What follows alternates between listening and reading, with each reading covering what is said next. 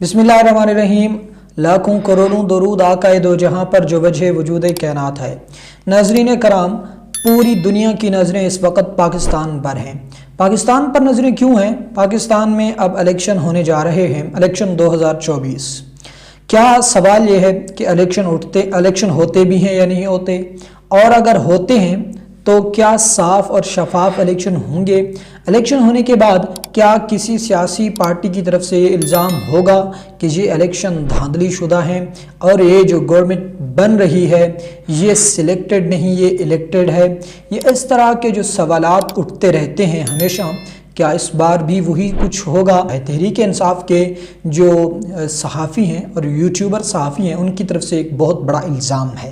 पाक फ़ौज पर भी इल्ज़ाम है कि पाक फ़ौज, इलेक्शन कमीशन और नवाज़ गठजोड़ तहरीक इंसाफ को इलेक्शन 2024 से बाहर रखना चाहती है।